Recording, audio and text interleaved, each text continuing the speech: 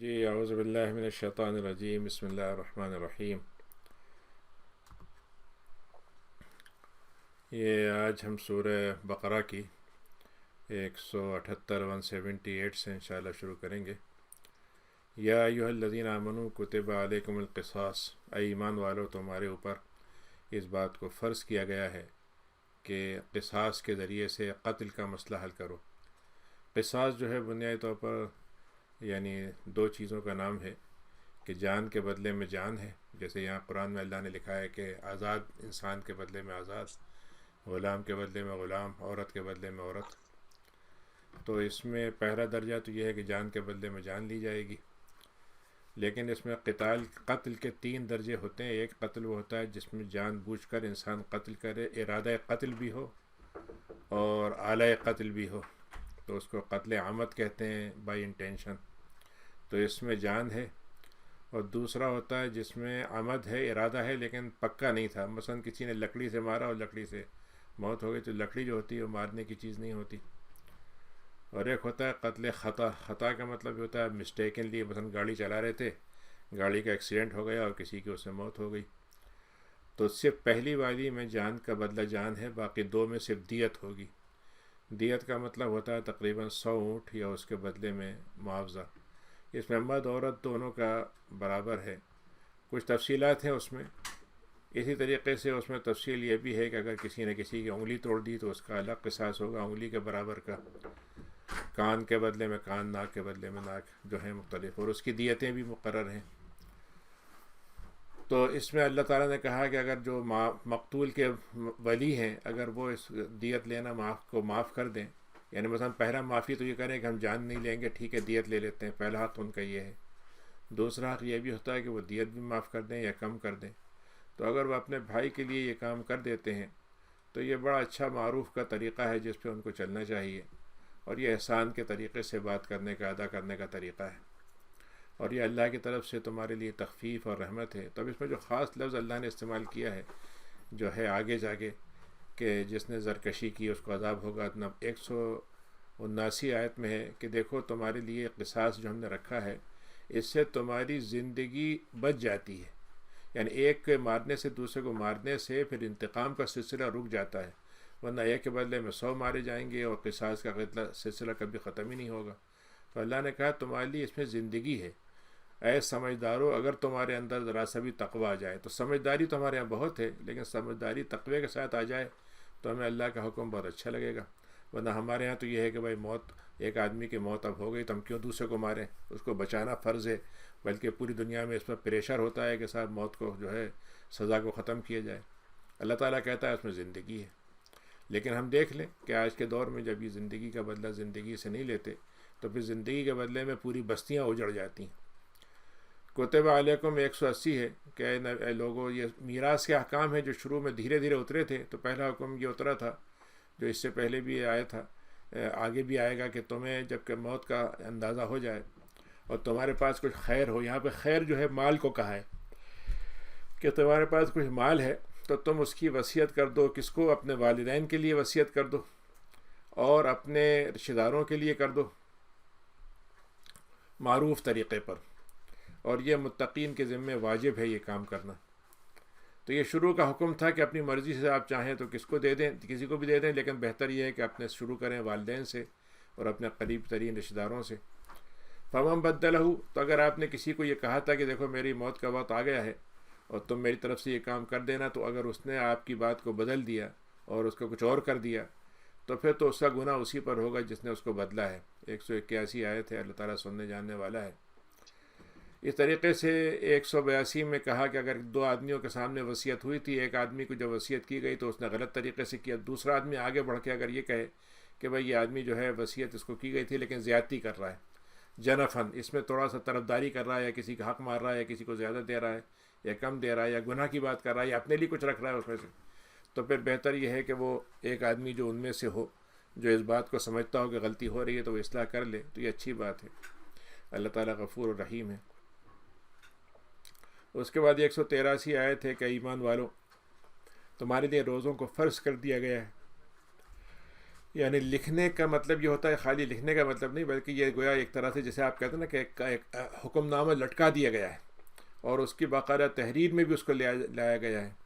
تو یہ فرضیت کے اللہ تعالیٰ نے جو الفاظ استعمال کیے بہت سے ہیں، ان میں سے ایک طریقہ یہ بھی ہے کہ روزے کو لکھ دیا گیا ہے، جیسے اس سے پہلے تمہاری قومیں جو پچھلی گزر چکی ہیں ان پر لکھا تھا، اور مقصد یہ تھا کہ تقوی حاصل کرو. تو سابقہ قوموں نے روزے کو تو اپنے ابھی کسی نہ کسی حد تک رکھا ہوا ہے، لیکن تقوی سے اس کو کاٹ دیا ہے. تو ہم یہ چاہتے ہیں کہ تم روزہ بھی رکھو اور اس کو تقوی سے جوڑ کے بھی رکھو. یہ شروع کے احکام تھے جس میں یہ تھا کہ کچھ دن روزہ رکھ لیں تب بھی ٹھیک ہے، ایاماً معدودات، چند دن ہیں گنتی کے، جتنے تم گن کے رکھ لو، تم 3 رکھ لو، 5 رکھ لو، 10 رکھ لو. فمن کان منکم مریضا، اور اگر اس میں سے اس حالت میں بھی بیماری آ جائے یا سفر کی ضرورت پیش آ جائے تو ان دنوں کو روزہ چھوڑ کر، یہاں پہ وہ لفظ نہیں لکھا ہے لیکن یہاں مطلب اس کے اندر چھپا ہوا ہے کہ اگر تم نے ان دنوں میں روزے نہیں رکھے تو پھر دوسرے دنوں میں روزہ رکھ لو، لیکن اگر بیماری میں رکھ لیے روزے تو روزے ہو جائیں گے، سفر میں بھی روزے رکھ لیے تو روزے ہو جائیں گے. وعلی الذین یطیقونہ، یہ شروع کا حکم تھا کہ اگر کسی کو روزہ رکھنے کی استطاعت بھی ہے، کوئی مجبوری بھی نہیں ہے، اور پھر بھی وہ نہیں رکھتا ہے تو وہ فدیہ دے دے ایک مسکین کا کھانا. یعنی مسکین کا کھانے کا مطلب یہ تھا کہ ایک وقت کے کھانے کو فدیہ بنایا گیا، یعنی دن میں ہم 3 کھانے کھاتے ہیں یا 4 کھانے کھاتے ہیں، یہ مسئلہ نہیں ہے. صرف ایک وقت کا کھانا جو ہوگا، جو ایک متوسط درجے کا آدمی کھاتا ہے، وہ یا اس کی قیمت. اب اس میں یہاں پر اس آیت کو کہا گیا کہ یہ منسوخ ہو گئی ہے، لیکن بعض لوگوں کا کہنا یہ ہے کہ یہ آیت اس معنی میں تو منسوخ ہو گئی ہے لیکن ضرورت مندوں کے لیے باقی ہے. یعنی اگر جیسے بوڑھے لوگ ہیں کہ لمبے دن ہیں تو روزہ نہیں رکھ سکے مثلا، یا ایسی بیماری ہے جو 10 گھنٹے 12 گھنٹے تو چل سکتی ہے لیکن زیادہ دیر نہیں چل سکتی، تو پھر وہ لوگ جو ہیں یہاں پر پھر اس کا مطلب یہ ہوا کہ جو لوگ روزہ رکھ سکتے تھے مگر نہیں رکھ پا رہے ہیں تو پھر ان کے لیے فدیہ دینا ہوگا ان کو. اور جو فمن تطوع خیرن، ہم نے تم پہ یہ فرض کیا ہے لیکن ہم یہ چاہتے ہیں کہ تم اپنی مرضی سے یہ کام کرو، یعنی ہم مارے باندھے یہ کام نہیں کرو، بلکہ ہمیں اچھا لگے گا کہ تم خود اپنے شوق سے یہ کام کرو، تو یہ بہت اچھی بات ہوگی تمہارے لیے. پھر اللہ نے ایک عجیب جملے میں ایک بات کہی ہے بڑی خوبصورت 184 میں کہ دیکھو روزہ تمہیں لگتا ہوگا بھاری ہے، مشکل ہے، بڑی طبیعت پہ بڑا مطلب مشکلات گزرتی ہیں، طبیعت کو آمادہ کرنا مشکل ہوتا ہے، لیکن تم روزہ رکھو گے تو اس میں خیر ہی خیر ہے اگر تمہیں اس کا علم ہو جائے. پھر آگے یہ باقاعدہ حکم آ گیا 185 میں کہ رمضان کا مہینہ جو ہے وہ ہے جس میں قرآن کو اتارا گیا ہے، یہ ہدایت ہے کتاب لوگوں کے لیے، کھلی اس میں روشن باتیں دلیلوں کے ساتھ دی گئی ہیں، ہدایت کی باتیں رکھی گئی ہیں اس میں، اور فرقان ہے وہ کہ وہ فارق ہے. فرق کا مطلب ہوتا ہے فرق کر دیتا ہے حق اور باطل میں، حلال حرام میں، گندے اور پاک میں. فمن شاہدہ منکم الشہر، تو اب تم میں سے جس کو بھی یہ مہینہ مل جائے جو رمضان کا مہینہ ہوتا ہے، 9واں مہینہ ہوتا ہے، 29 کا ہوتا ہے یا 30 کا ہوتا ہے، تو پھر اس پورے مہینے میں روزے رکھے. اب جو مریض ہو یا سفر کی حالت میں ہو تو روزہ چھوڑ دیتا ہے تو دوسرے دنوں میں روزہ رکھ لے. اسی میں جو ہیں وہ عورتیں آ جائیں گی جو مینسس میں ہیں، وہ آ جائیں گی جو پریگننسی میں ہیں، وہ آ جائیں گی جو بچے کو دودھ پلا رہی ہیں، وہ آ جائیں گی جن کے یہاں بچے کی ولادت ہوئی ہے، وہ بھی اس میں آئیں گی. یرید اللہ بکم الیسر، اللہ نے ایک اصول بتایا ہے کہ دیکھو ہم تمہیں اتنا حکم دے رہے ہیں، تمہیں شاید مشکل لگے گا لیکن ہم تو تم کو سب سے آسان حکم دیتے ہیں، لیکن حکم کے ساتھ آسانی ہے، یہ نہیں کہ حکم کو چھوڑے کیے بغیر ہم آسانی لے لیں، اور ہم تم سے مشقت بھی نہیں چاہتے ہیں. وَلِتُكْمِلُ الْعِدَّةَ، اور ہم ہی چاہتے ہیں کہ تم تعداد جتنی ہم نے بتائی ہے اس کو پورا کرو. اور دیکھو تم اللہ تعالیٰ کی اس بات پر بڑائی بیان کرو، کبریائی بیان کرو جو اس نے اللہ کی ہدایت کی ہے. تو سب سے بڑی کبریائی تو ہم عید کے دن کرتے ہیں کہ اللہ کے لیے تکبیرات کرتے ہیں، نمازوں میں کرتے ہیں کہ اللہ اکبر کہہ کے نماز شروع کرتے ہیں، ختم کرتے ہیں. تو اب اس میں کبریائی کا ایک مطلب تو یہ ہے جو ہم کرتے ہیں، لیکن کبریائی کا مطلب یہ کہ ہم یہ ثابت کر دیں اپنے عمل سے کہ اللہ ہی سے سب سے بڑا ہے، ہمارے نفس سے، ہمارے مال سے، دنیا کی تمام طاقتوں سے اس نے تم کو ہدایت دی ہے اور تم اس پر شکر ادا کرنے والے بن جاؤ. پھر اس کے بعد 186 ہے کہ جب میرے بندے تو اے نبی آپ سے پوچھیں کہ ہم اللہ کو کہاں ملے گا اللہ تعالیٰ ہمیں، اور کب ہم اس سے ملیں گے، کب ٹائم کیا ہے اس کا، تو آپ ان سے بتا دیجئے کہ وہ تو تم سے بہت قریب ہے، اور میں تو پکارنے والوں کا جب بھی پکاریں مجھے، جس وقت پکاریں، جس حالت میں پکاریں، میں ان کی باتوں کو سنتا ہوں. تو مجھے ان کو چاہیے کہ میری بات کو قبول کر لیں اور میرے ایمان لے آئیں مجھ پر، تو پھر وہ سیدھے راستے پہ ہدایت پہ چل پڑیں گے.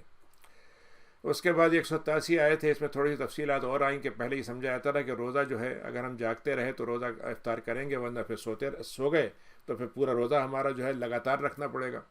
تو اس میں ایک صحابی کے ساتھ یہ واقعہ پیش آیا تو اللہ تعالیٰ نے کہا کہ دیکھو دن میں تمہارے اوپر پابندی ہے لیکن رات تمہاری میاں بیوی کے تعلقات کے لیے اس میں کوئی پابندی نہیں ہے، تمہارا وہ لباس ہے تم ان کا لباس ہو.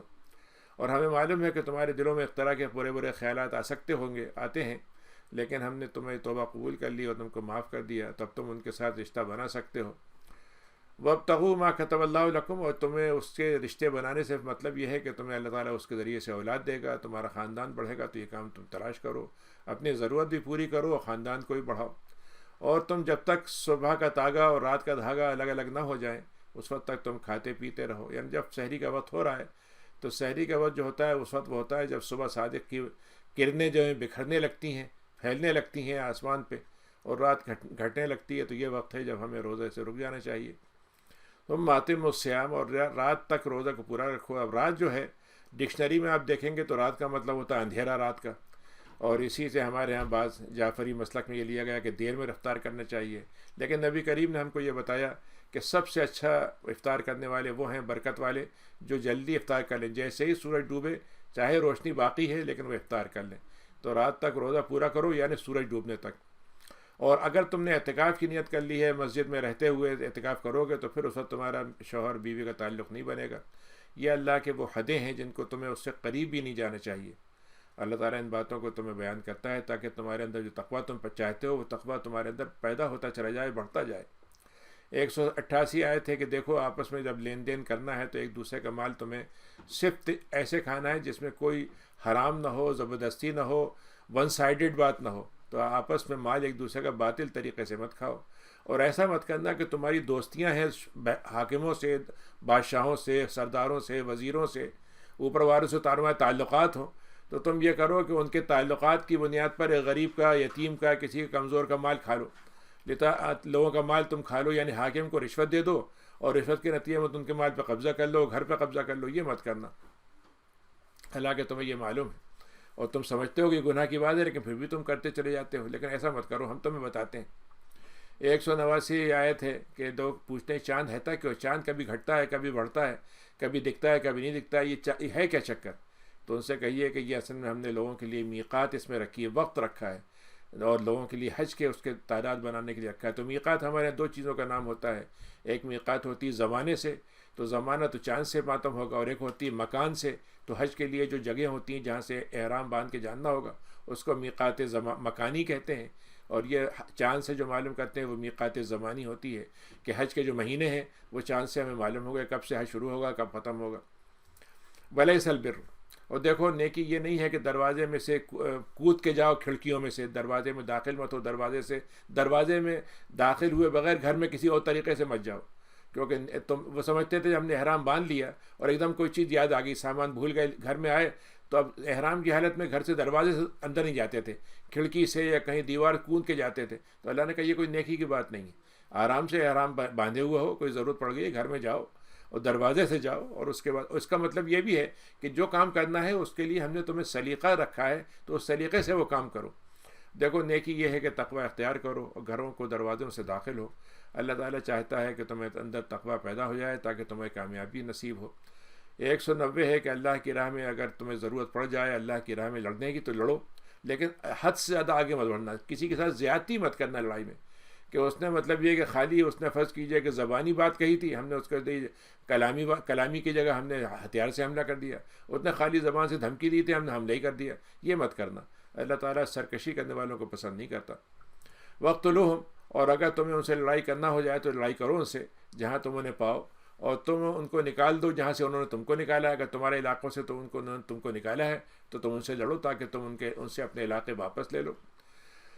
والفتنۃ اشد من القتل، اور دیکھو بات یہ ہے کہ قتل تو ایک چیز ہے جس سے تباہی آتی ہے، لیکن اصل چیز ہوتی ہے جو فتنہ شروع ہوتا ہے جہاں سے قتل کی طرف لوگ جاتے ہیں، کہ وہ افواہیں پھیلا دیں، لوگوں کے درمیان میں طرح طرح کی نفرتیں پھیلا دیں اور ایک سازش کر کے لوگوں کو لڑوا دیا. یہ اس سے بڑی چیز ہے.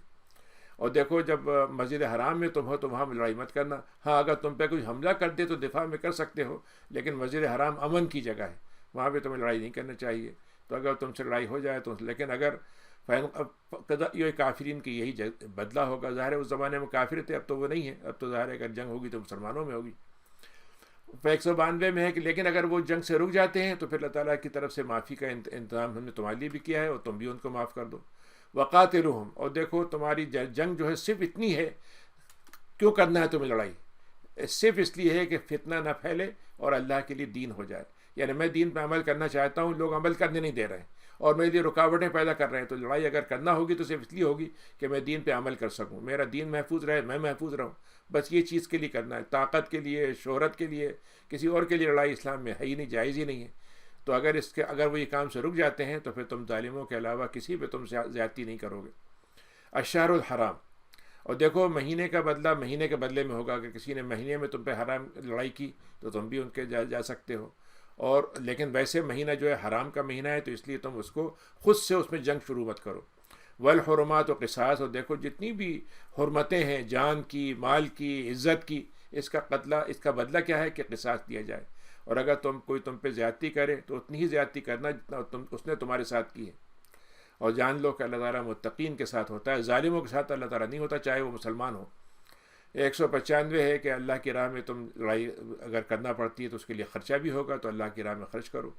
اور دیکھو اپنے آپ کو ہلاکت مت ڈالو. ہلاکت میں کیا مطلب ہوا کہ اپنے آپ کو لڑائی سے بچنے لگو اور مال خرچ کرنے سے اپنے آپ کو بچانے لگو, بہانے بنانے لگو, یہ مت کرنا, کیونکہ اس میں تمہارے لیے ہلاکت ہے. اور دیکھو احسان کرو, اللہ تعالیٰ احسان کرنے والوں سے محبت کرتا ہے. پھر اس کے بعد حج و عمرے کا تذکرہ شروع ہوا 196 میں کہ جب تم حج کی نیت کر کے چلو تو اس کو پورا کرو, عمرے کی نیت کر کے نکلو تو اس کو پورا کرو. اور ظاہر پورا کرنے کے بعد جو احرام باندھ لیا تو احرام باندھنے کے بعد حج کرنا ہو جاتا ہے, اور عمرے کا احرام باندھ لیا تو ہو جاتا ہے. لیکن خالی نیت کی ہے, ابھی احرام نہیں باندھا ہے اور کسی وجہ سے کینسل ہو گیا تو اس پہ کوئی اس کی کفارہ نہیں ہے. اب تم احرام باندھ کے نکلے اور راستے میں کسی وجہ سے تمہیں روک لیا, دشمن نے روک لیا, تمہیں جان ہی نہیں دے رہا, تو پھر تم یہ کرو کہ ایک جانور وہیں ذبح کر دو اور اپنے آپ کو, اپنے بالوں کو کاٹ لو, بال کاٹ لو, اور اس کے جانور کی جو ہے جہاں تک اس کو پہنچنا چاہیے تھا, جہاں تک پہنچ سکتا ہے, اس کے بعد اپنے بالوں کو مونڈو. اور اس میں یہ تھا کہ اگر نہ پہنچ سکے جانور تو پھر اپنے وہیں بال کاٹ کے احرام کھول لو اپنا, اور اس کے بعد اس کی ہدی جو ہے, اس کو ہدی کہتے ہیں جو جانور حج کے لیے یا عمرے کے حج کے لیے کیا جاتا ہے, تو اس کو تم وہاں پہ پہنچانے دو تاکہ وہ حدود حرم میں جا کے ذبح ہو, اور اس وقت تک اپنے بالوں کو نہ موڑو. نبی کریم نے صلح حدیبیہ میں اس پہ عمل کیا تھا کہ آپ کو جانے نہیں دیا تھا, تو آپ کے ساتھ جب معاہدہ ہو گیا تو آپ نے وہیں پہ جانور لائے تھے. عمرے کا اس سے تعلق نہیں تھا, لیکن آپ نے سوچا تھا کہ میں قربانی بھی کروں گا جا کے, تو آپ نے وہیں جانور ذبح کیے, بال کٹوائے اور اس پر احرام کھول لیا. تو اب تم میں سے اگر کوئی آدمی احرام باندھے ہوئے ہے, بیماری ہو گئی یا سر میں اس کے جوئیں ہو گئے, بیماری ایسی ہو گئی کہ جوئیں ہو گئے, اور اس کی وجہ سے تمہیں سر کو ڈھانپنا پڑے, یا فرض کرو کہ کوئی کھال میں مسئلہ ہو گیا ہے کہ اگر آپ نے کھردرا کپڑا پہنا تو بیماری بڑھ جائے گی, تو مثلا ریشم کا کپڑا پہننا پڑ جائے, تو ایسی چیزیں تم کر سکتے ہو, لیکن اس کے بدلے میں روزہ رکھنا ہوگا یا پھر صدقہ دینا ہوگا یا قربانی دینے ہوگی. یعنی یا تو ایک جانور قربان کرو یا ایک صدقہ دو یا اس کے بدلے میں تم روزے رکھو. اور جب تمہاری حالت ٹھیک ہو جائے تو پھر تم اس کے بعد اس کام کو کر لو. اور جس آدمی نے حج اور عمرہ دونوں ساتھ کیے ہیں تو پھر اس کے لیے ہدی لے جانا, جانور لے جانا, اس جانور اس کو قربان کرنا ہوگا. اگر کوئی شخص ہدی نہ لے جا سکے یا قربان نہ کر سکے, خرید نہ سکے, تو پھر اس کی جگہ پہ 3 دن حج کے زمانے میں مکے میں روزہ رکھے اور 7 دن اپنے گھر واپس آ کے روزہ رکھے. یہ 10 روزے ہیں جو اس کو رکھنے ہوں گے قربانی کے بدلے میں. اور یہ ان لوگوں کے لیے ہے یہ کام جو مسجد میں جن کے خاندان آباد نہیں ہے. مسجد حرام میں اگر کسی کا خاندان آباد ہے تو اس کا کام جو ہوگا وہ صرف حج, جس کو افراد حج کہتے ہیں, وہ کرے گا. اس میں تمتع نہیں ہوگا, تو قربانی کرنے کی بھی اس کو ضرورت نہیں ہوگی. اللہ تعالیٰ سے ڈرتے رہو, اللہ تعالیٰ بہت ہی سخت عذاب سزا دینے والا ہے. پھر اس کے بعد حج کا تذکرہ اللہ نے کیا الگ سے. پھر ایک اور ذکر آ گیا 197 آیت میں کہ دیکھو حج کے مہینے متعین ہیں. مہینے متعین کیا ہیں کہ شوال سے لے کے ذی الحجہ تک اس کے مہینے ہیں جس میں حج ہوتا ہے, یعنی حج کا احرام باندھا جا سکتا ہے.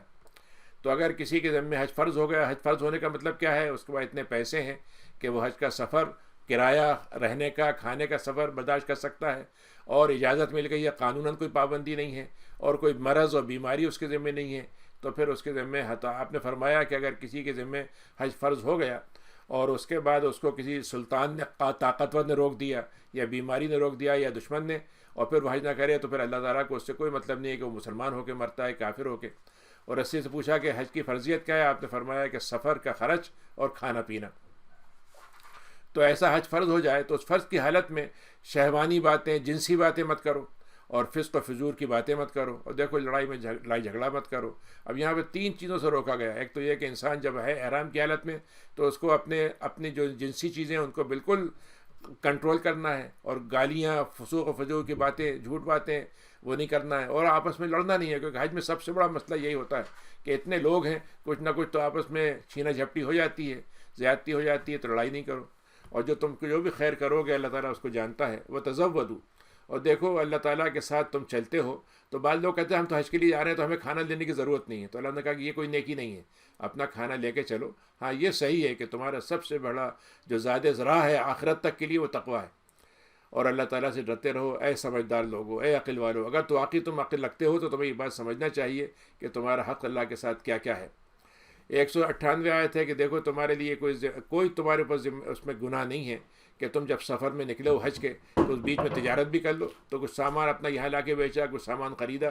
مکے میں اس زمانے میں تو تجارت اسی وقت ہوتی تھی جب حاجی لوگ آتے تھے، حج کا بازار لگتا تھا، تو آپ لوگ سمجھتے شاید یہ نیکی نہیں ہوگی کہ ہم عبادت کے لیے نکلے ہیں، تو اللہ نے کہا اس میں کوئی حرج نہیں ہے، لیکن جب تم عرفات کے لیے چل پڑو جہاں پہ لوگ جاتے ہیں تمہیں بھی چلنا چاہیے۔ عرفات سب سے بڑا حصہ ہے حج کا، 3 حصے ہیں حج کے، ایک احرام ہے اور ایک عرفات کا قیام ہے اور ایک طواف زیارت ہے۔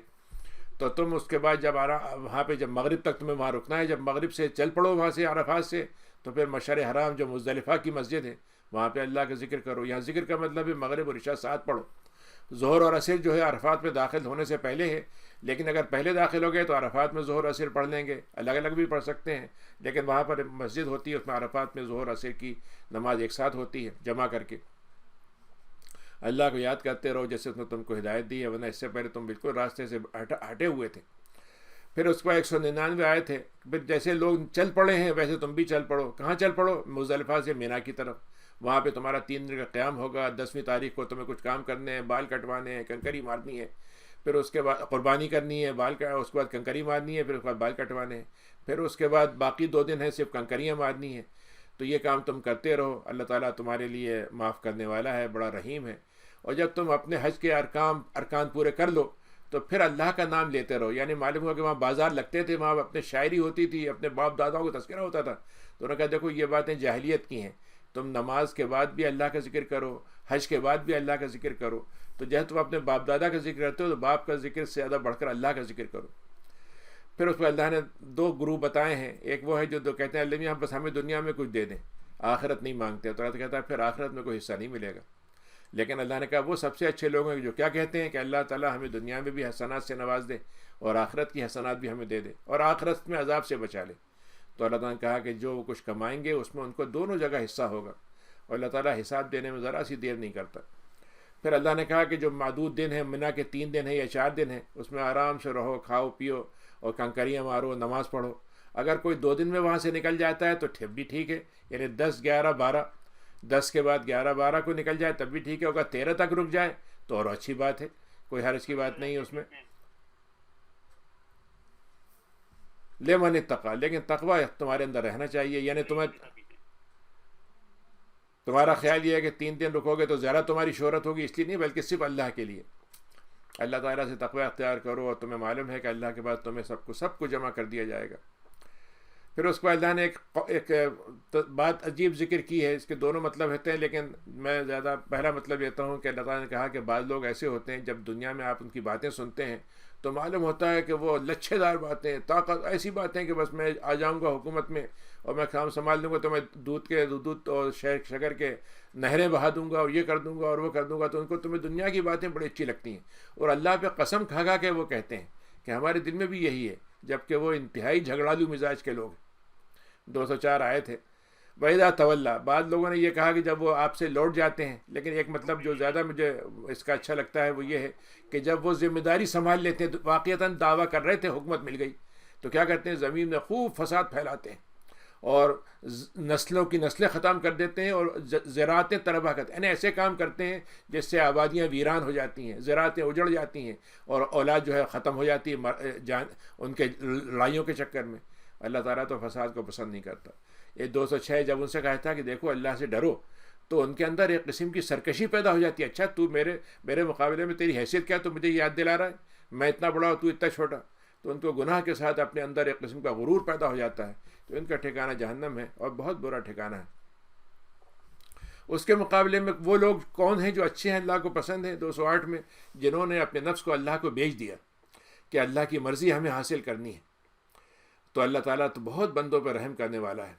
پھر اللہ نے 207 تھی، 208 میں کہا اللہ نے کہ ایمان والو، ایمان میں جب اسلام لے آئے ہو تو پورے اسلام میں آؤ، یعنی 24 آور کے مسلمان بنو، یعنی صرف مسجد کے اسلام والے نہ بنو، چند نیکیوں کے نام نہ بنو، بلکہ پوری زندگی کے ہر لمحے کے لیے تم اسلام کے اندر اپنے آپ کو اللہ کے آگے سپرد کر دو۔ دیکھو شیطان کے راستے پہ مت چلنا، شیطان کا راستہ جو ہے تمہیں اسلام سے بھی دور کر دے گا اور تمہاری کامیابی سے بھی، وہ تمہارا بڑا کھلا دشمن ہے۔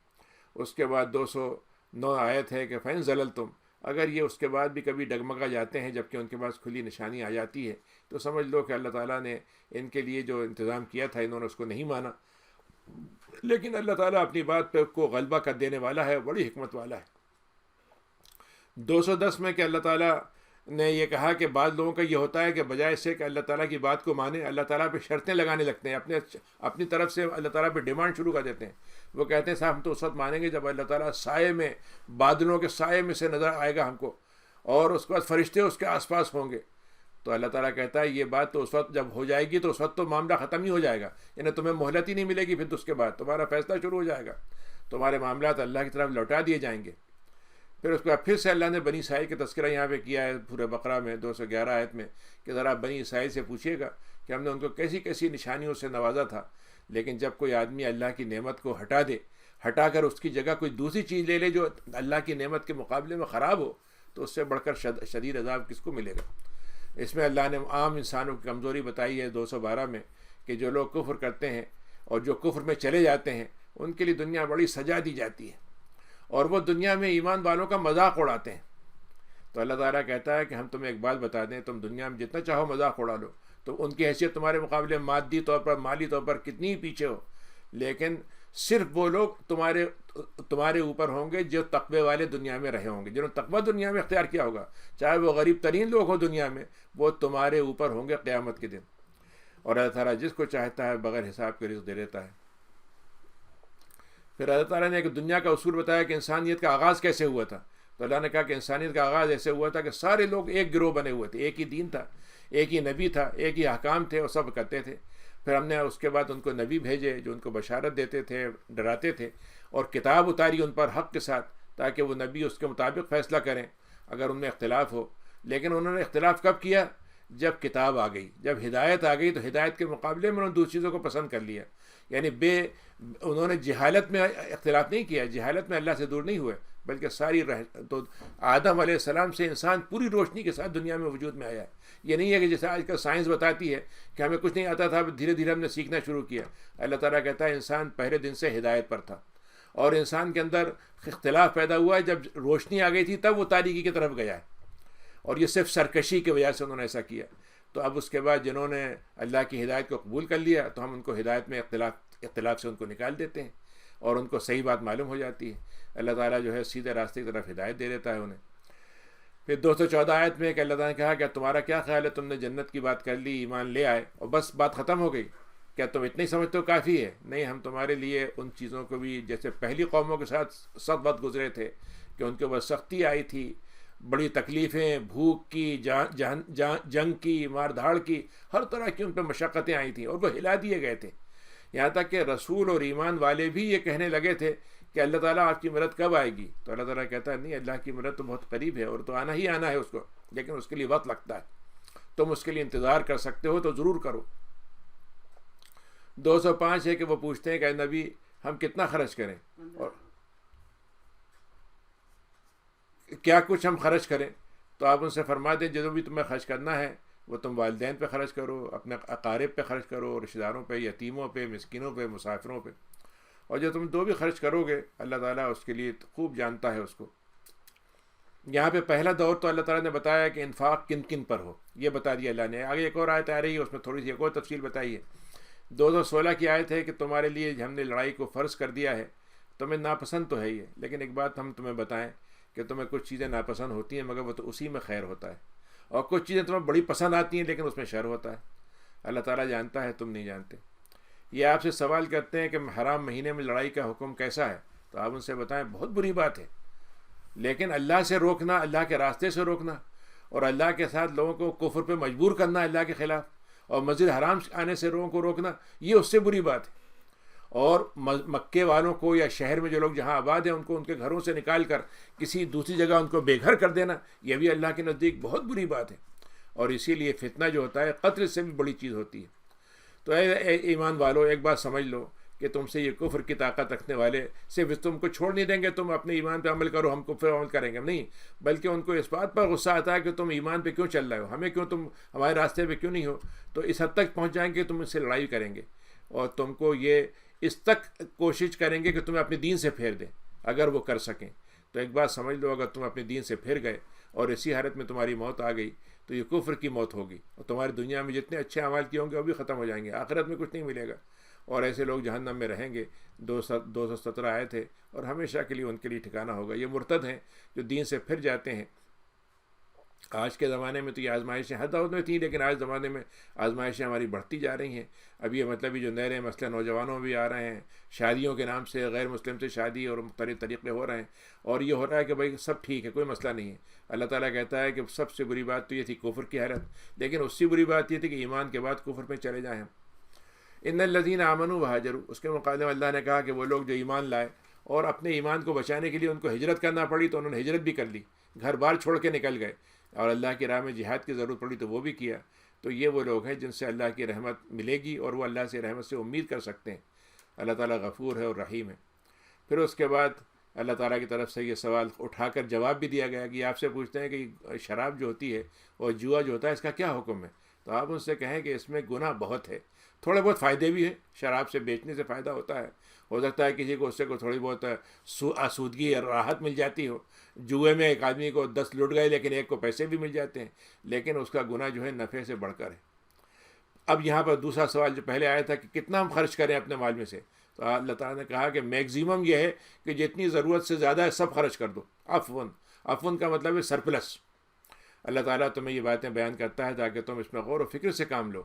220 آیت ہے کہ یہ غور و فکر تمہارا دنیا میں کے معاملات میں بھی ہونا چاہیے، آخرت کے معاملات میں بھی ہونا چاہیے۔ اور یہ آپ سے پوچھتے ہیں کہ یتیموں کے ساتھ ہمارا کیا رویہ ہونا چاہیے، تو آپ ان کو بتا دیں کہ ان کا معاملہ تم ٹھیک سے نبھاؤ۔ اگر یتیموں کی پرورش کر رہے ہو تو ایسا معاملہ کرو جس میں ان کے لیے خیر کی بات ہو، ان کی تربیت ہو جائے، ان کا مال بچا رہے، اور ان کی مطلب یہ ہے کہ کوئی ایسی بات نہ ہو جو ان کی ضرورت ہے جتنی پوری ہو سکتی ہیں وہ پوری کر دو۔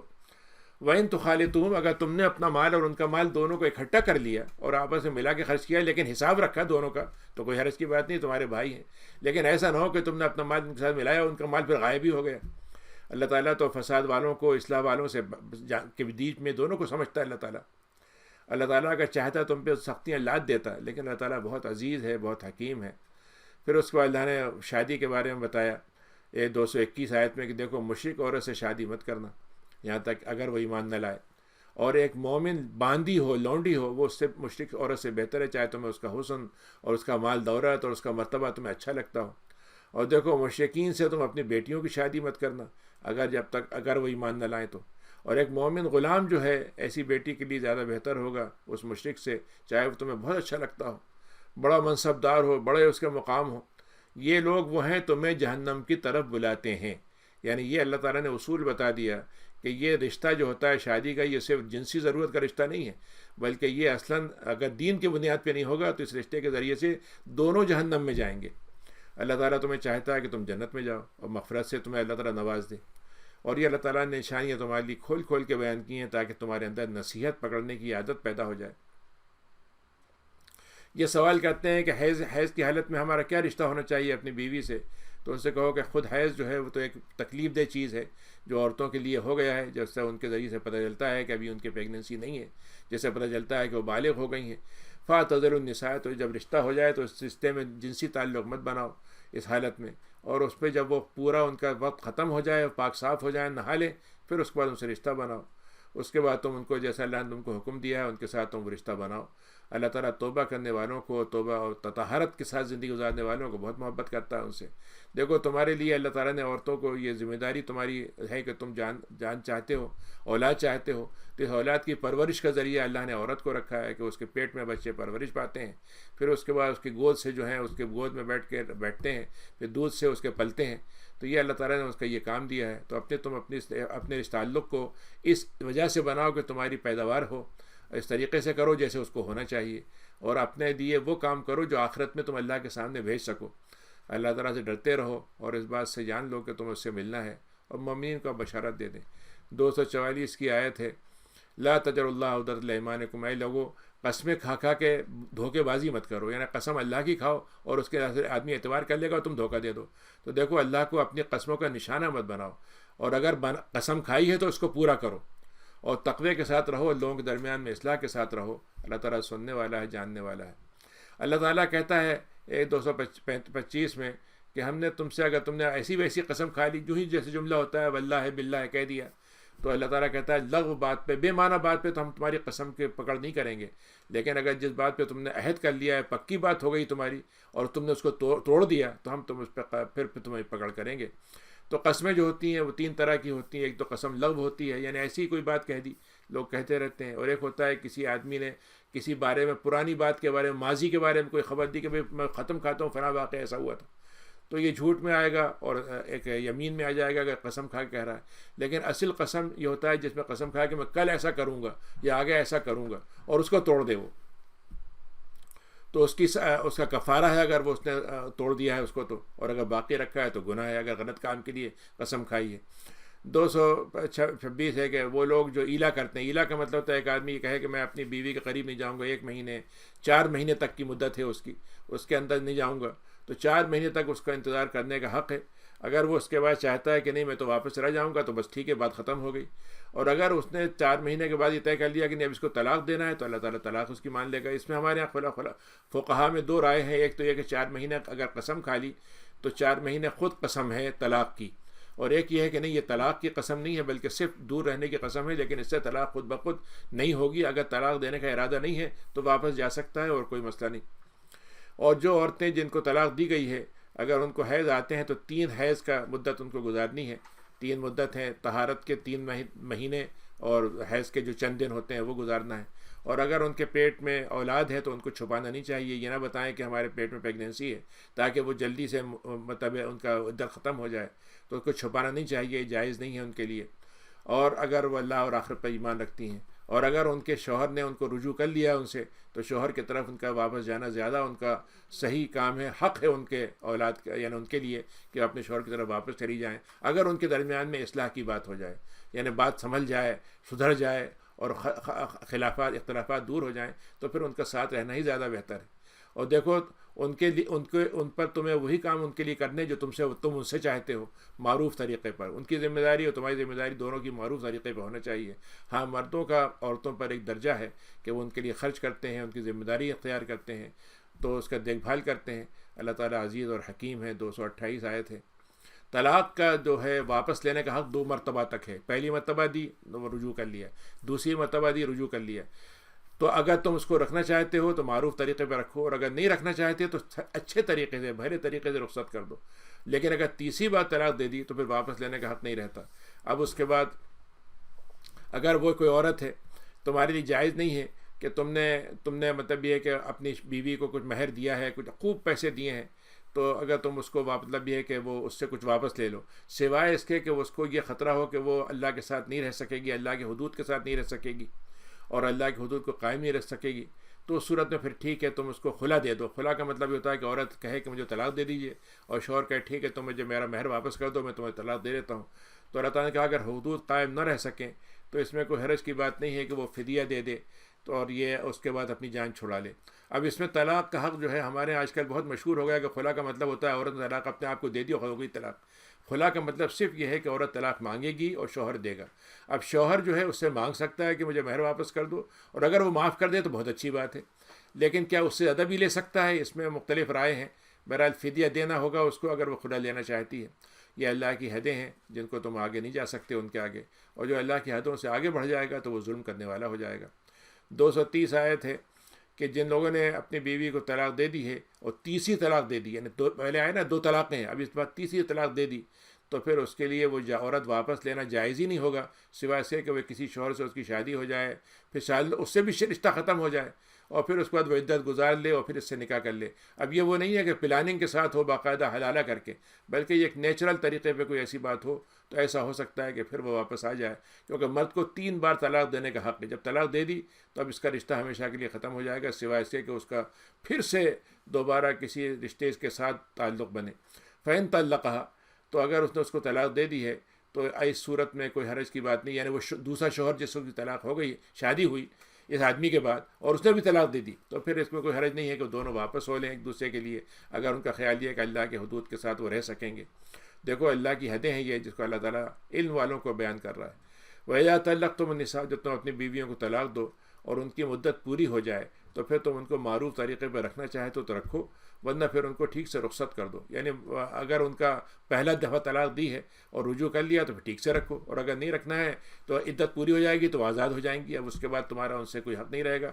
اگر شادی کرنا ہوگی تو دوسری شادی کر کے ان کے ساتھ دوبارہ رہ سکتے ہو، لیکن تم ایسا مت کرو کہ عورتوں کو روکے بھی رکھو اور تکلیف میں بھی ڈالے رہو اور ان کے ساتھ تم زیادتی بھی کرو، یہ مت کرنا۔ یعنی خواہ مخواہ کے لیے شادی شادی بھی نہیں چل رہی ہے، طلاق بھی نہیں دینا چاہ رہے اور ان کو یہ مجبور کر حالت میں رکھا، یہ کام مت کرنا، کیونکہ جو آدمی ایسا کام کرے گا اس نے اپنے آپ کے ساتھ زیادتی کرے گا۔ اور دیکھو اللہ کی آیتوں کو نشانی مت بناؤ، یعنی شادی جو ہے اور نکاح اور طلاق، یہ ساری چیزیں اللہ کی بہت بڑے احکام ہیں، اللہ کی نعمتیں ہیں اور اللہ تعالیٰ کی بتائی ہوئی احکام ہیں، ان کو مذاق کی شکل میں مت بنانا۔ حدیث میں آتا ہے کہ آپ نے فرمایا کہ طلاق مذاق میں بھی ہو جائے گی اور سنجیدگی میں بھی ہو جائے گی، اور نکاح مذاق میں بھی ہو جائے گا اور سنجیدگی میں ہو جائے گا۔ تو بات یہ ہے کہ اس کا یہ ہے کہ سنجیدہ بھی سنجیدہ ہے اور مذاق بھی سنجیدہ ہے۔ اور دیکھو اللہ کی نعمت کو یاد کرو کہ اس نے کیسا تمہارے اوپر کتاب کو اتارا ہے، حکمت کو اتارا ہے، اور اس سے تمہیں نصیحت ملتی ہے، اور اللہ تعالیٰ تقوی اختیار کرتے رہو، اور اس بات کو جان لو کہ اللہ تعالیٰ کو ہر بات کا علم ہے۔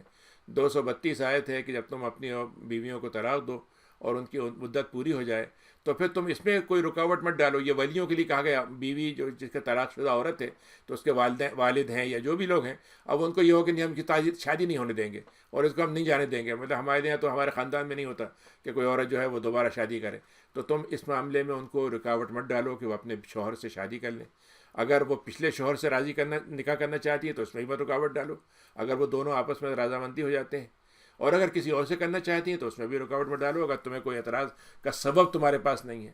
دیکھو اللہ تعالیٰ اس بات کا تمہیں نصیحت کرتا ہے ان لوگوں کے لیے جو ایمان رکھتے ہیں اللہ پر اور آخرت پر۔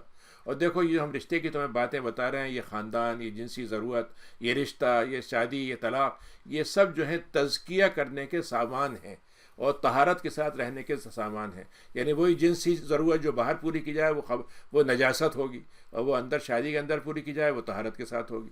اللہ تعالیٰ جانتا ہے، تم نہیں جانتے۔ پھر اس کے بعد وہ عورت کی طلاق ہو گئی، لیکن اس کے بعد بچے ہیں تو بچے وہ پالے گی، دودھ پلانا ہے تو دودھ پلا دے گی، لیکن وہ اس سے یہ کہے گی کہ ٹھیک ہے مجھے پیسے دیجیے، تو شوہر کے ذمہ ہوگا کہ اس بیوی کا پیسے دے۔ 2 سال تک اس کا حق ہے کہ وہ دودھ پلائے، اگر وہ چاہتے ہیں، لوگ دونوں چاہتے ہیں کہ اس کا رضاعت پوری ہو جائے۔ اور جس بچے کا باپ ہے اس کا کام کیا ہوگا کہ اس ماں کے لیے اس کے کھانے پینے کا اور اس کے کپڑوں کے لیے انتظام کرے معروف طریقے پر۔ اللہ تعالیٰ کسی کو اس کی گنجائش سے بڑھ کر ذمہ داری نہیں ڈالتا، یعنی جو مالدار ہے اس کا خرچ الگ ہوگا، غریب کا خرچ الگ ہوگا۔ اور دیکھو نہ تو والدہ کو، ماں کو بیٹے کی وجہ سے تکلیف دی جائے، نہ باپ کو بیٹے کی وجہ سے تکلیف ہو، اور جو وارث ہیں، جو ذمہ دار ہیں ان کے کام بھی یہ ہوگا کہ دونوں کا طریقہ ایسا کرے کہ کسی کو نقصان نہ ہو، یعنی دونوں کے نقصان کو بچانا اسلام کے اندر مطلوب ہے۔ اور اگر یہ بات طے ہو جائے کہ وہ بچے کا دودھ جلدی چھڑا دیتے ہیں، دونوں رضامندی کر لیں اور آپس میں مشاورت ہو جائے تو کوئی حرج کی بات نہیں ہے کہ 1.5 سال میں چھڑا دیا، 1 سال میں چھڑا دیا۔ اور اگر وہ یہ کہیں کہ ہم تو دودھ نہیں پلائیں گے، کسی اور کو رکھیے آپ، تو پھر تو آپ اس جو دودھ پلانے والی عورت ہے اس کا خرچہ آپ اس کو دیں گے، اور تو اس کے بعد یہ ہے کہ اس کا پیسہ جو ہے اس کو دیا جائے گا دستور کے مطابق۔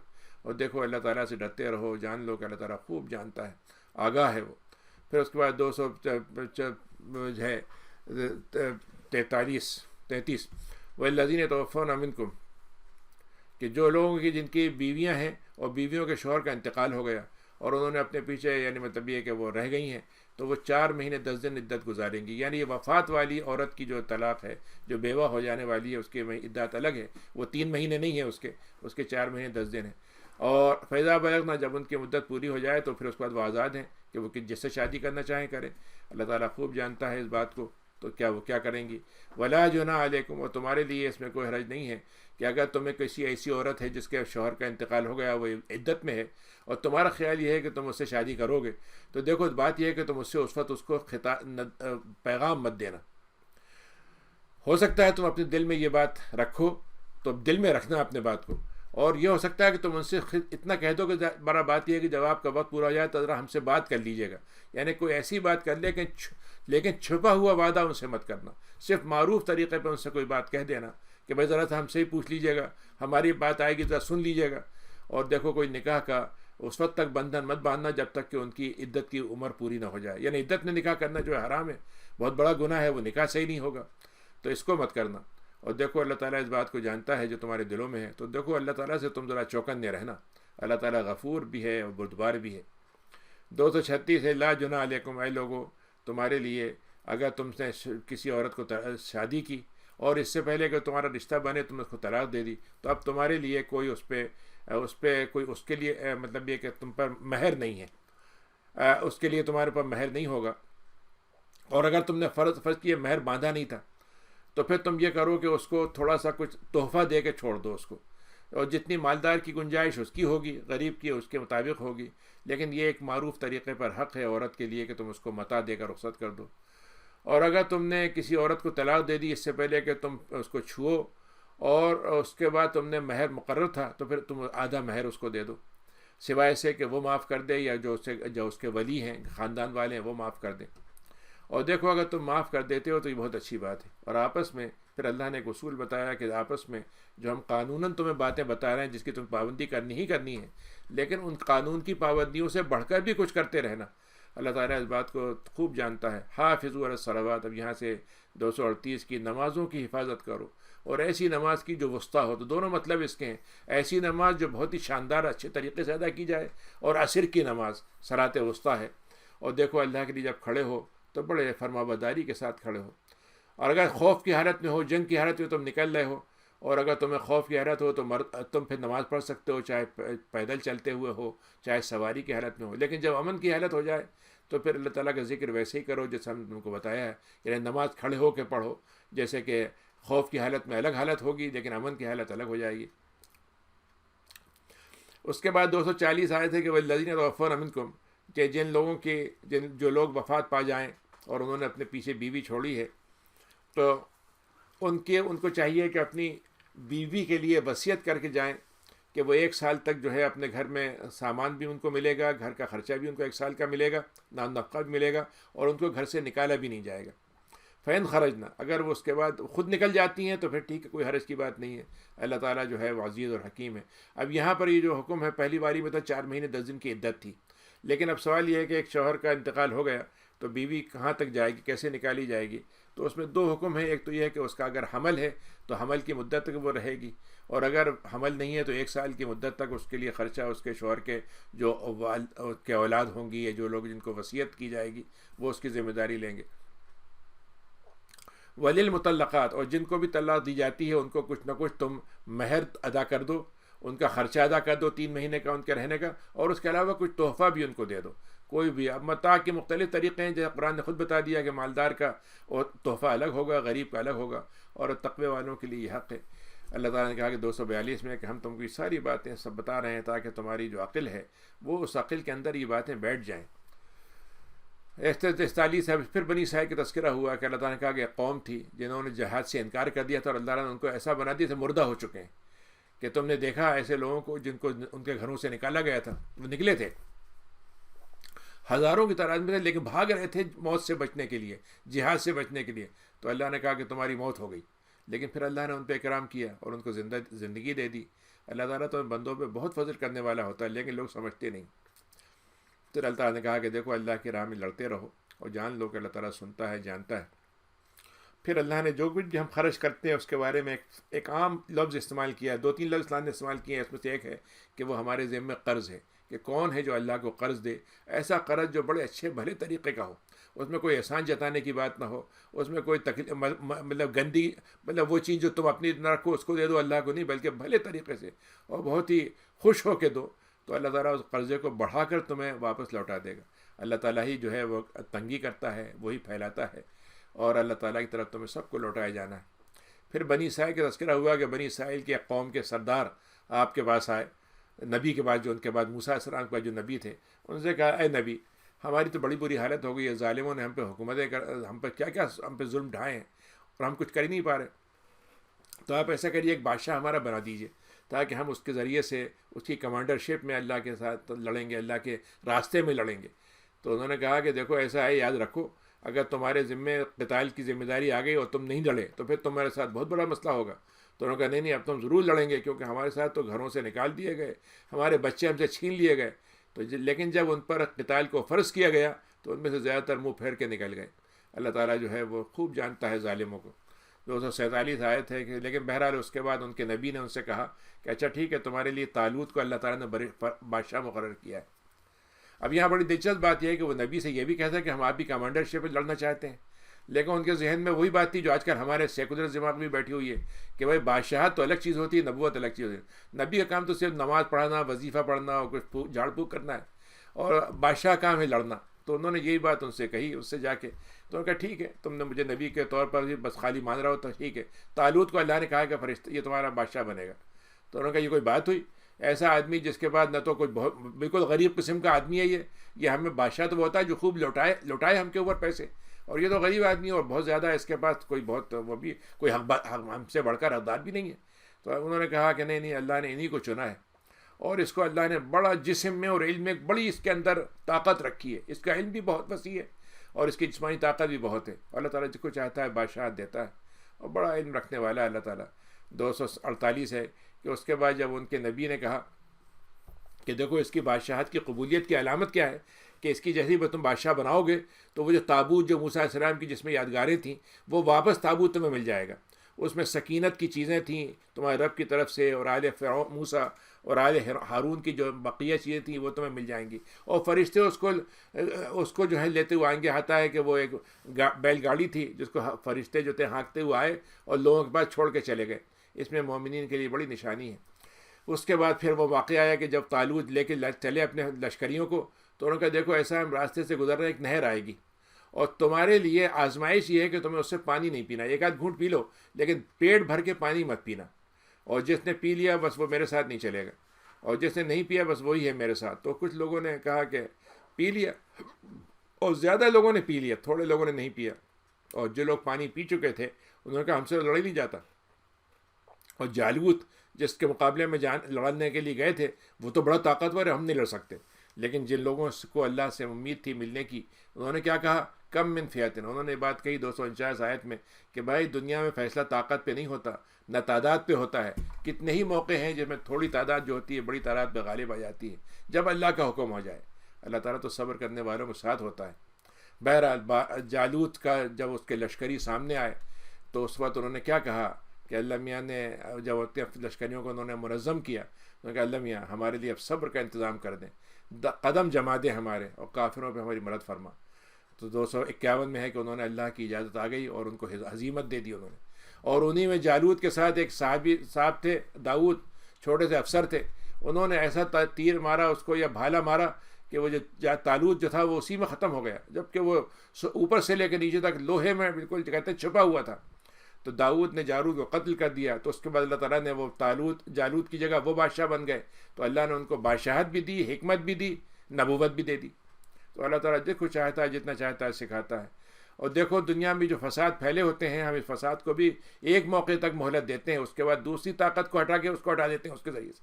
تو اللہ نے کہا اگر ہم نے زمین کے اندر جو فساد ہوتا ہے ایک دوسرے کے ذریعے سے نہ ہٹاتے تو زمین پوری فساد سے بھر جاتی، لیکن اللہ تعالیٰ بہت فضل کرنے والا ہے اپنے دنیا کے جہانوں پر۔ یہ وہ آیتیں ہیں اللہ کی طرف سے جو ہم تمہارے سامنے پڑھ کے سناتے ہیں حق کے ساتھ، اور اے نبی آپ تو ان لوگوں میں سے ہیں جن کو ہم نے رسول بنا کے بھیجا ہے۔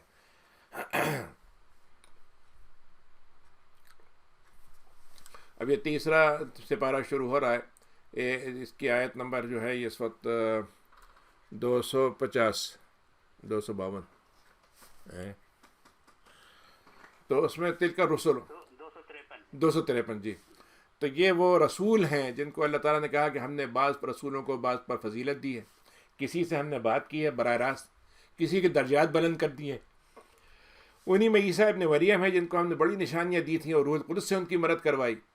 اللہ تعالیٰ اگر چاہتا تو تمہارے آپس میں لڑائیاں نہ ہوتیں، اور اس وقت تو بالکل نہیں ہونا چاہیے تھی جب ہم نے نشانیاں بھیج دی تھیں، لیکن لوگوں نے یہ طے کر لیا ہے کہ ہماری بات کو نہیں مانیں گے اور اپنی بات پہ جمے رہیں گے، اختلاف میں پڑیں گے۔ تو اسی لیے کچھ لوگ وہ ہوتے ہیں جو ہماری بات کو مان لیتے ہیں، کچھ کافر ہو جاتے ہیں۔ اگر اللہ تعالیٰ چاہتا ہے تو یہ قتال کی نوبت ہی نہ آتی، لیکن اللہ تعالیٰ کا اپنا ایک عمل ہے، اپنا ایک ارادہ ہے جس کو وہ پورا کر کے رہتا ہے۔ اس کے بعد 254 ہے، اے ایمان والو اللہ کی راہ میں خرچ کرتے رہو اس سے پہلے کہ وہ دن آ جائے جب تمہارے پاس کچھ بھی کام نہ آنے والی چیز نہیں ہوگی، نہ تو وہاں خرید فروخت ہوگی، نہ کوئی دوستی کام آئے گی، نہ شفاعت، اور کافر جو ہیں وہ تو بہت ہی ظلم کی حالت میں وہاں پہنچیں گے۔ اب یہ اللہ تعالیٰ کی بہت ہی عظیم ترین آیتوں میں سے ہے جس کو آیت الکرسی کہتے ہیں، 255 آیت ہے کہ اللہ کون ہے۔ اللہ تعالیٰ اگر ہم نے تعارف خود نہ کرا تو ہمیں نہیں معلوم ہوتا۔ آج دنیا کی جتنے بھی مذاہب ہیں اس کی اللہ تعالیٰ کا انٹروڈکشن ہم کراتے ہیں، اور اتنا باہیات انٹروڈکشن کراتے ہیں کہ انسانوں سے بھی گرا دیتے ہیں اس کو، یعنی وہ انسانوں کی طرح ہو جاتا ہے، بلکہ انسانوں سے بھی گئے گزرا ہوتا ہے، وہ بھول جاتا ہے، وہ غلطی کرتا ہے، وہ لڑنے لگتا ہے آپس میں، لوگوں سے، بندوں سے حسد کرتا ہے۔ تو اللہ تعالیٰ اپنے بارے میں بتا رہا ہے کہ اللہ تعالیٰ تو سب سے پہلے اسی کو حق ہے کہ وہ عبادت کا اس کی عبادت کی جائے۔ وہ زندہ ہے، اور زندہ ہی نہیں بلکہ وہ زندگی دینے والا ہے، وہ قیوم ہے، وہ اپنی ذات میں خود کھڑا ہوا، کسی سہارے کے بغیر کھڑا ہوا ہے، اور سارے لوگوں کو سہارا دینے والا وہی ہے، قیام دینے والا وہی ہے۔ اس کو نہ تو اونگ آتی ہے، نہ نیند آتی ہے، نہ اس کا یہ کام نہیں ہے کہ ہندوؤں کی طرح گھنٹہ بجائیں گے تو ان کا خدا جاگے گا، پھر وہ سنے گا ان کی بات۔ اور یہودیوں نے کہا کہ صاحب اللہ تعالیٰ نے 6 دن میں دنیا بنائی اور 7ویں دن اللہ نے آرام کیا، تو اللہ نے یہاں پر اس کی تردید کی اور کہا کہ اللہ تعالیٰ کو نہ تو نیند کی ضرورت ہے نہ اونگ کی، زمین آسمان میں جو کچھ ہے اسی کا ہے، اور کوئی اس کے سامنے سفارش نہیں کر سکتا جب تک اللہ تعالیٰ اس کی اجازت نہ دے۔ تو سفارش 2 چیزوں سے ہوگی، اللہ تعالیٰ اجازت دے گا کسی ایک کو اور کسی کے لیے، تو دونوں باتیں اللہ تعالیٰ طے کرے گا۔ اور اللہ تعالیٰ جو تمہارے آگے ہے پیچھے سب کو جانتا ہے، اور اللہ تعالیٰ کے علم سے جو کچھ ہے اللہ تعالیٰ ولا یحیطون، لوگ اپنے علم سے کچھ بھی احاطہ نہیں کر سکتے، جتنا اللہ تعالیٰ نے ان کے سامنے اجازت دے دی ہے اتنا ہی ان کو احاطہ ہوتا ہے۔ ہم اپنی آنکھ سے کہاں تک دیکھ سکتے ہیں، اپنے وسائل سے کتنا دیکھ سکتے ہیں، جتنی اللہ کی طرف سے ہمیں چھوٹ ملی ہے اتنا ہی ہو سکتا ہے، جبکہ اللہ تعالیٰ کے پاس ہر چیز کا احاطہ ہے۔ آسمان اور اس کی کرسی اتنی وسیع ہے کہ آسمان اور زمین جو ہے وہ اس کے آگے چھوٹے پڑ جاتے ہیں۔ ولا یعود حفظہما، اللہ تعالیٰ کو زمین آسمان کی حفاظت میں ذرا سی بھی تھکن نہیں ہوتی۔ اللہ تعالیٰ بہت بلندر ہے، بہت عظیم ہے۔ لا اکراہ فی الدین، اے لوگو ایک بات سمجھ لو کہ ہمارا دین ہم تم پہ ٹھوس سکتے تھے، زبردستی کروا سکتے تھے، مگر ہم تم کو بہت ہی پیار سے، بڑی دعوت سے، بڑی معزت کے ساتھ ہم تمہیں دعوت دے رہے ہیں کہ آ جاؤ، اور ہم زبردستی نہیں کر رہے۔ لا اکراہ فی الدین، دین میں کوئی زبردستی نہیں ہے۔ لیکن یہ بات ہم تمہیں بتا دیں کہ اب ہمارے نبی کے آنے کے بعد تمہارے لیے عذر نہیں رہا کہ ہمیں پتہ ہی نہیں دین کسے کہتے ہیں، ہدایت کسے کہتے ہیں، گمراہی کیا ہوتی ہے۔ اب ہم نے پوری باتیں کھول کے بیان کر دی ہیں۔ تو جس نے بھی طاغوت کا مطلب ہر وہ طاقت جو اللہ کے مقابلے میں دوسروں کی عبادت میں لے کر آئے وہ طاغوت ہے، وہ چاہے نفس ہو، چاہے بت ہو، چاہے دنیا کا حکمراں ہو، چاہے دولت ہو، کچھ بھی ہو، وہ سب طاغوت ہیں۔ تو جس آدمی نے اللہ کے علاوہ تمام طاغوتی طاقتوں کا انکار کر دیا اور اللہ پر ایمان لے آیا، تو پھر اس نے ایسا بندھن باندھ لیا ہے، ایسا کڑا پکڑ لیا ہے کہ اس سے پھسلنے کا سوال نہیں۔ اور اللہ تعالیٰ بہت سننے والا، بہت جاننے والا۔ 256 آئے تھے، میں 255 کہا تھا، 256 آئے تھے۔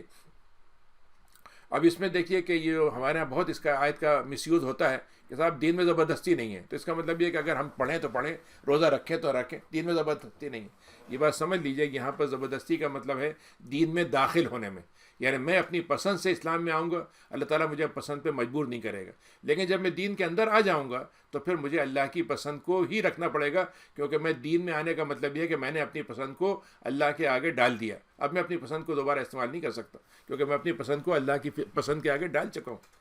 تو وہاں پر مجبوری چلے گی، اب مجھ سے نماز کے لیے مجبوراً پڑھوایا جائے گا، قانوناً پڑھوایا جائے گا، اخلاقاً بھی پڑھنا چاہیے مجھے۔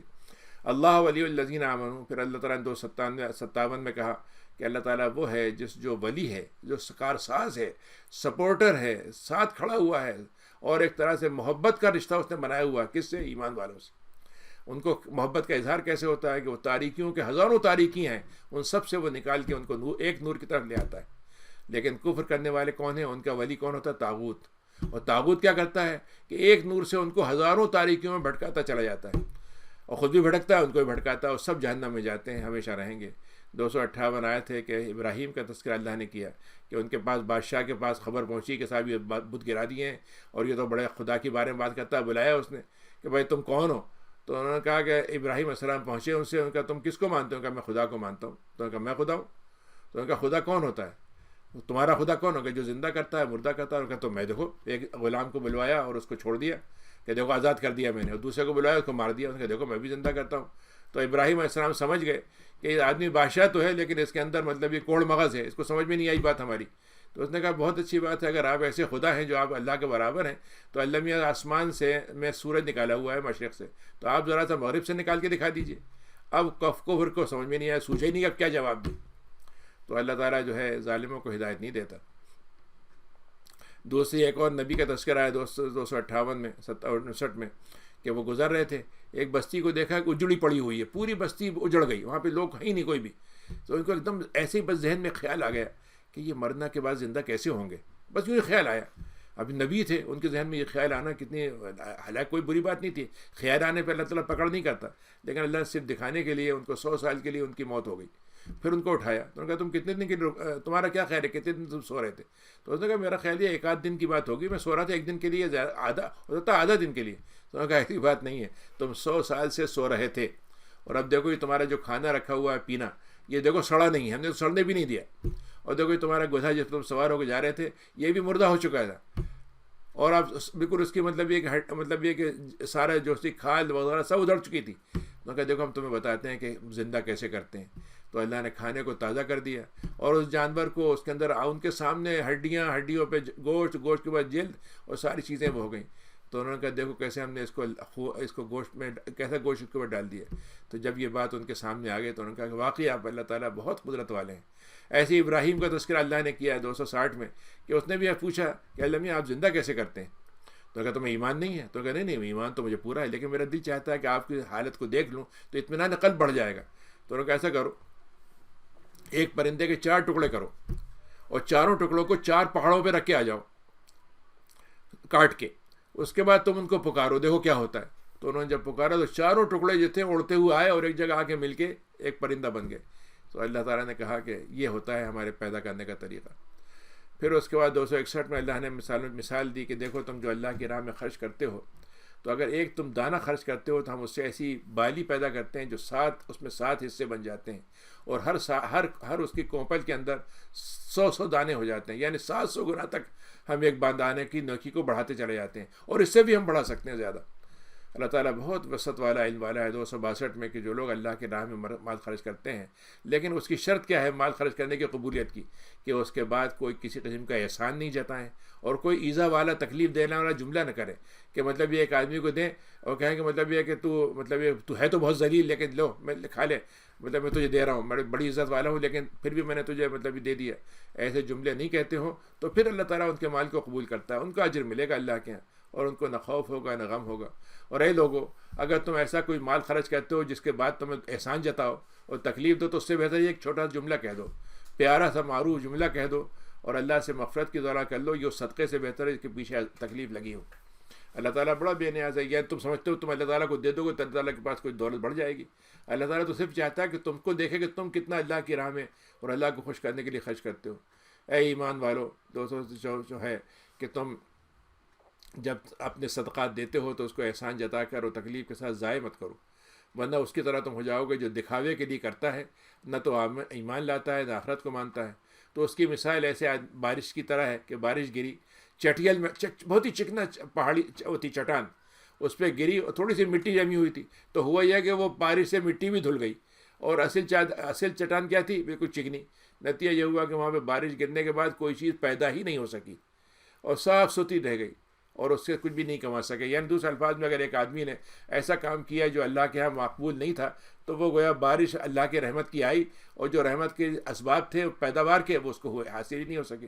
تو اللہ تعالیٰ جو ہے, لیکن اس کے مقابلے میں جو لوگ اللہ کی راہ میں خرچ کریں اور اللہ کی مرضی کے لیے خرچ کریں اور اپنے دل کو اپنے یقین کے ساتھ خرچ کریں, تو ان کی مثال بالکل ایسی ہی ہے کہ ایک باغ ہو اور بڑا اونچی جگہ پر ہو, اور وہاں پر بارش بھی بہت زیادہ نہ ہو.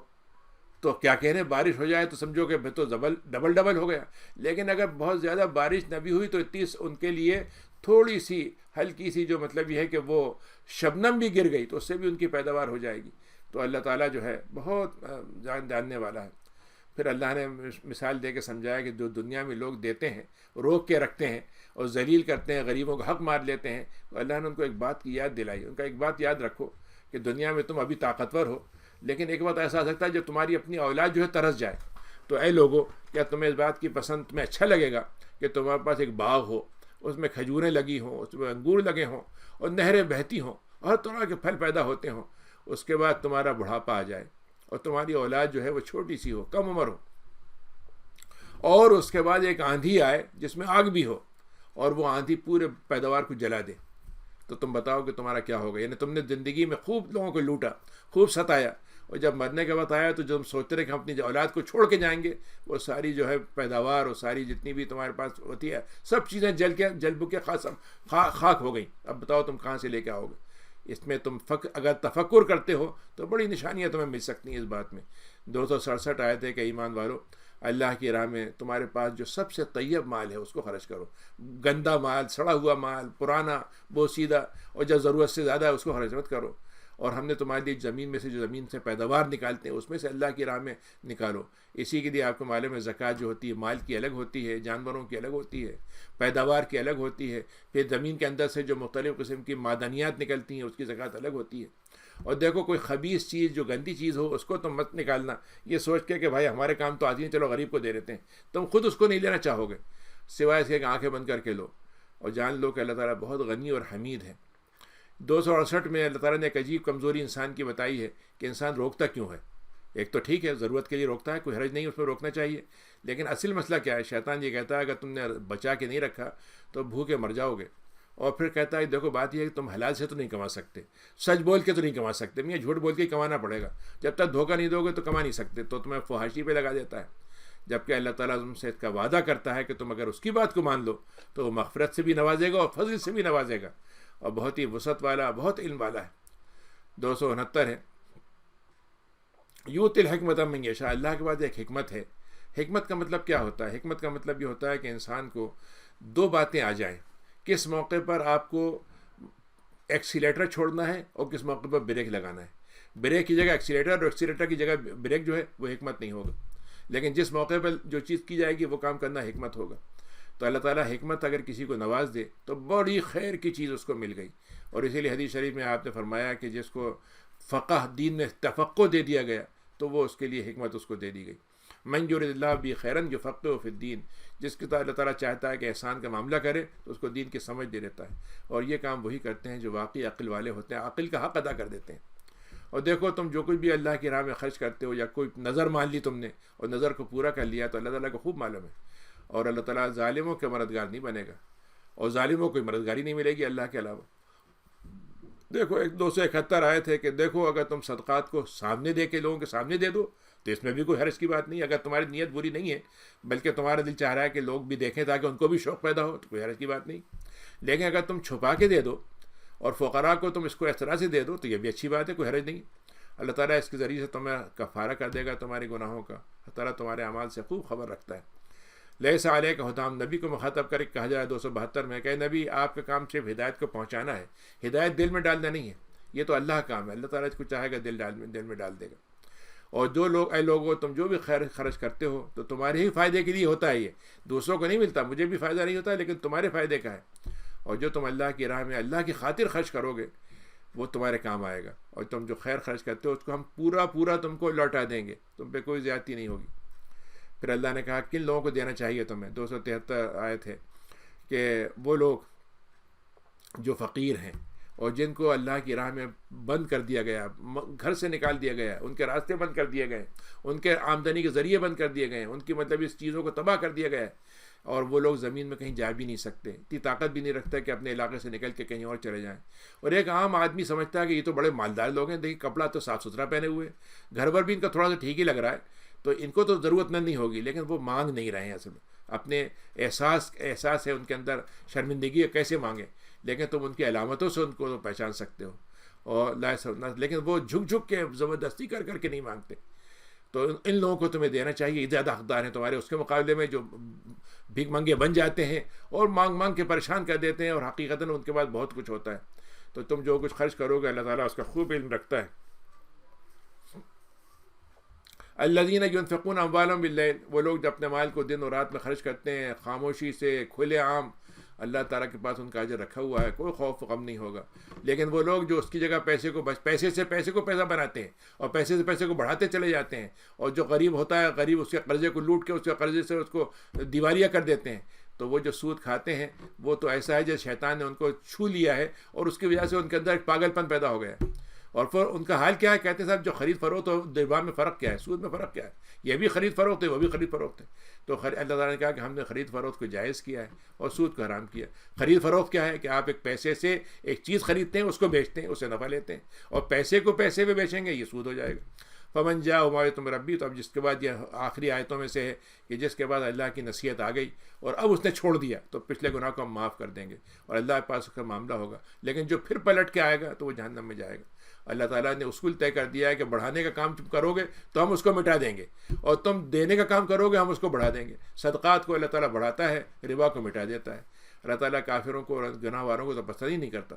اور وہ لوگ جنہوں نے ایمان اور عمل صالح کیا، نماز قائم کی، زکوٰۃ دی، ان کا اجر تو اللہ کے پاس ہے اور کوئی خوف غم نہیں ہوگا. اے ایمان والو، جو کچھ تمہارے پاس سود کا معاملات تھے اب ان کو چھوڑ دو اگر تم ایمان رکھتے ہو. لیکن اگر تم نہیں کرتے ہو تو اس بات کو یاد رکھو کہ تم اللہ اس کے رسول سے اعلان جنگ کر رہے ہو. لیکن توبہ کر لیتے ہو، تمہارا جو کیپیٹل ہے وہ تمہیں واپس مل جائے گا. نہ تم پر ظلم کیا جائے گا، نہ دوسروں پہ تم ظلم کرو. اور اگر کسی کو تم نے قرض دیا ہے وہ بیچارہ واپس نہیں کر سکتا تو اس کو تھوڑی مہلت دے دو، اور اگر صدقہ دے دو اسے تو اور اچھی بات ہے. اور اس بات کو یاد رکھو کہ تمہیں اللہ کے پاس پلٹ کے جانا ہے، اور اس دن تمہارے سارے اعمال کو اللہ تعالیٰ حساب میں رکھ کے لے کے سامنے لے آئے گا. جو کمائی ہوگی سب دکھا دی جائے گی، اس پہ تمہارے ساتھ کوئی طرح کا ظلم نہیں ہوگا. تو اس کے بعد یہیں رک جاتے ہیں میرے خیال سے. اگر 2-4 منٹ سوال کے ہیں تو کر لیں.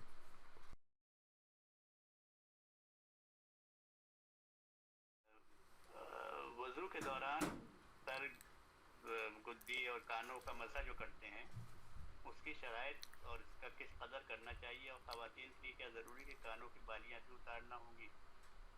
ارے نہیں بھائی، ایسا کچھ نہیں ہے، بس صرف سر کا مسح کرنا ہے، اور کان کا ذرا سا نہ بالی اتارنا ہے نہ گدی پہ کرنا ہے.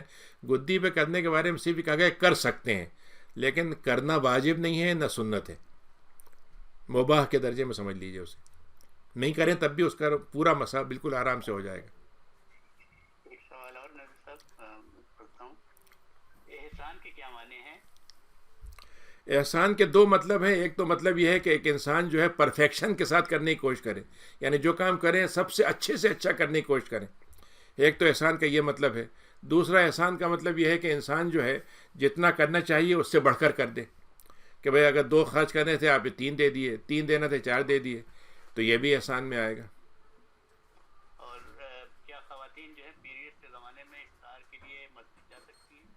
مسجد کے اس حصے میں چلی جائیں جو مسجد کے طور پر نہیں ہے بلکہ وہ ایکسٹینشن ہے مسجد کی، تو وہاں پہ کر سکتی ہیں.